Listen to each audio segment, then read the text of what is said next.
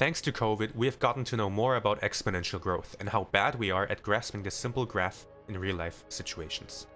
In the book Exponential, How Accelerating Technology is Leaving Us Behind and What to Do About It, the author dives deeper into how exponential growth of technology and our incapability to grasp it is on the brink of threatening our way of life, and how we need to adapt to coming rapid changes as a society.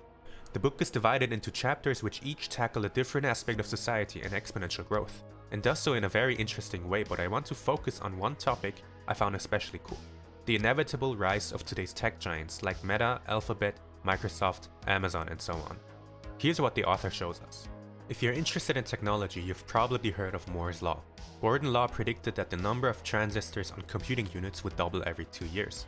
At the same time, the prices of these chips would fall compared to its capabilities.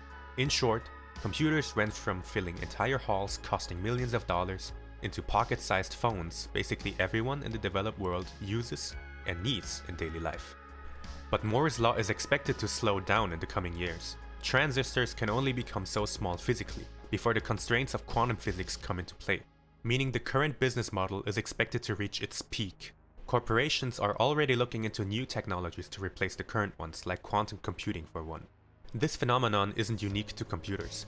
Take internal combustion engine cars, for example. Back when they were first invented, they were very niche, but improved greatly over time. Prices were reduced, and Henry Ford, among others, managed to introduce them to the masses. Boom!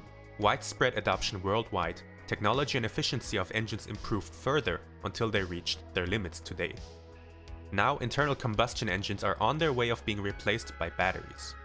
So, in a nutshell, when a breakthrough invention arrives, it takes some time to reach mass adoption, but suddenly explodes until it can't anymore.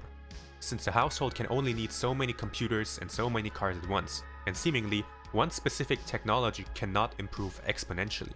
One thing that has changed over time, however, is the time between invention and mass adoption. You see, in the 20th century, electric power, cars, and telephones were adopted in the US nationwide within half a century. But these days, inventions aren't taking as long to spread across the world. While landline telephones took 50 years to reach about 75% market penetration, the internet took only 15 years. Mobile phones, less than 15. Smartphones, less than 10. And recently, social media took this to the next level. TikTok went from an unheard of service to the most downloaded app worldwide in a matter of months. Its parent company ByteDance reported sales of $7 billion in 2018. This number quintupled by 2020. The author argues that this level of rapid growth of digital technologies is a legacy of Moore's Law and is further being accelerated thanks to the so-called network effect. Take fax machines as an example.